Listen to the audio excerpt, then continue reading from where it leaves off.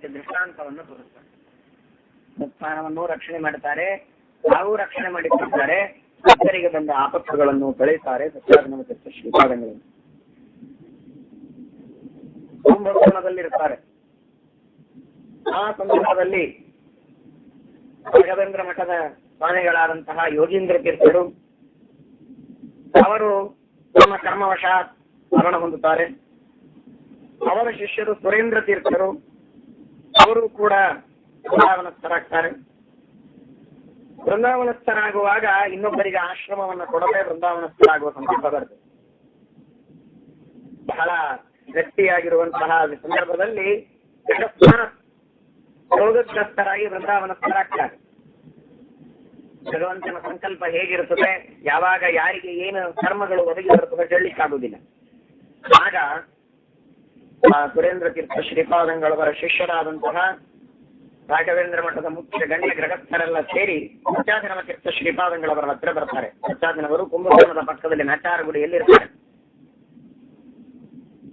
ಒಂದು ಸಂಪೂರ್ಣವಾದಂತಹ ಸಂಸ್ಥಾನವನ್ನ ರಾಘವೇಂದ್ರ ಮಠದ ಏನು ಸಮಗ್ರವಾದಂತಹ ದೇವತೆಗಳು ಪ್ರತಿಮೆಗಳು ಪೂಜೆಯ ಸಮಗ್ರವಾದಂತಹ ಪೂಜೆಯನ್ನು ತಂದು ಸತ್ಯಾಗ್ರಹ ತೀರ್ಥ ಶ್ರೀಪಾದಂಗಳವರಿಗೆ ಒಪ್ಪಿಸಿದ. ಮಠಗಳಲ್ಲಿ ಕಲಹ ಬೇಡ, ಆದ್ದರಿಂದ ಸುರೇಂದ್ರ ತೀರ್ಥರು ಆಶ್ರಮ ಕೊಡದೆ ವೃಂದಾವನಸ್ಥರಾಗಿದ್ದಾರೆ.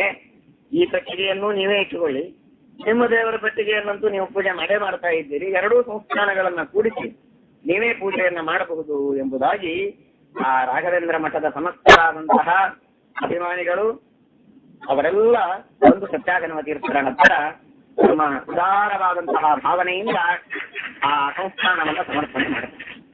ಆ ರಾಘವೇಂದ್ರ ಮಠದ ಶಿಷ್ಯರಲ್ಲಿ ಇರತಕ್ಕಂತಹ ಒಂದು ಸೌಹಾರ್ದ, ಪ್ರೇಮ ಮತ್ತು ವಿಶೇಷವಾಗಿರತಕ್ಕಂತಹ ಔದಾರ್ಯ ಇವುಗಳನ್ನು ನಾವು ಕಾಣುತ್ತೇವೆ.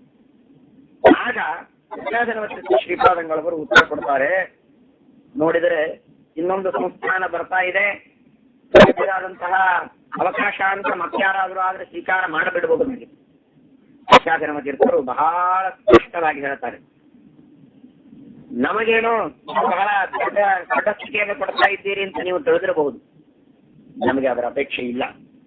ಒಂದು ಸಂಸ್ಥಾನ ಅದು ಇವತ್ತೇ ಪ್ರಾರಂಭವಾದದ್ದಲ್ಲ, ನಿನ್ನೆ ಅಲ್ಲ, ಮೊನ್ನೆ ಅಲ್ಲ, ವಿಭುದೇಂದ್ರ ತೀರ್ಥದಿಂದ ನಡೆದು ಬಂದಂತಹ ಆ ಸಂಪ್ರದಾಯವನ್ನ ನಮ್ಮ ಕಾಲಕ್ಕೆ ನಾವು ಮುರಿದಿದ್ದೇವೆ ಅಂತನ್ನುವಂತಹ ಒಂದು ಅಪೇಕ್ಷೆ ನಮಗೆ ಬೇಡ.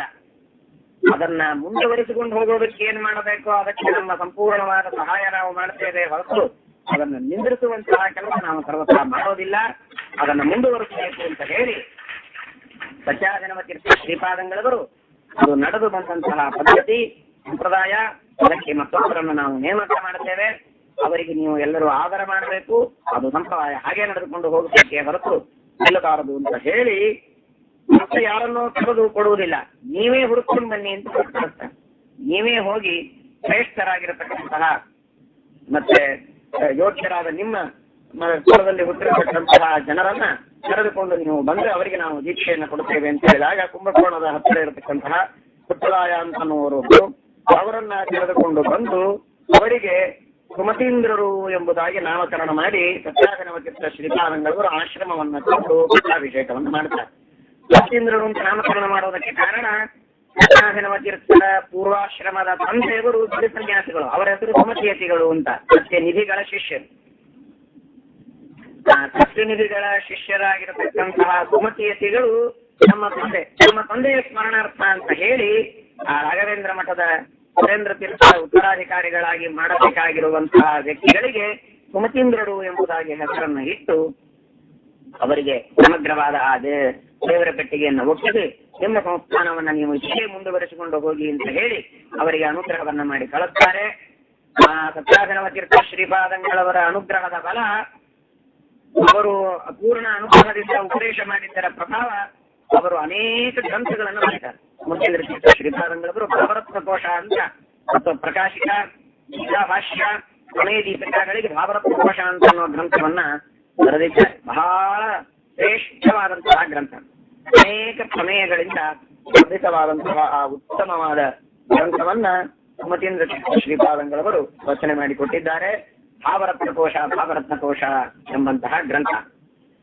ಬಹುವಿನಿಮೇ ವ್ಯತೀತಾನಿ ಜನ್ಮಾನಿ ತವ ಅರ್ಜುನ ನಾನ್ಯಹಂ ವೇದ ಸರ್ವಾಣಿ ನ ತ್ವಂ ವೇತ್ಸ ಪರಂತಪ ಅಂತ ಕೃಷ್ಣ ಹೇಳಿದ. ಬಹೂನಿ ಮೇ ವ್ಯತೀತಾನಿ ಜನ್ಮಾನಿ ಅಂತಂದ್ರೆ ಮೇ ಅಂದ್ರೆ ಯಾರು? ಕೃಷ್ಣ. ಕೃಷ್ಣ ಮೊದಲನೇ ಸಲ ಅವತಾರ ಮಾಡಿದ್ದಾನೆ ವಸುದೇವ ದೇವಕಿಯರಲ್ಲಿ.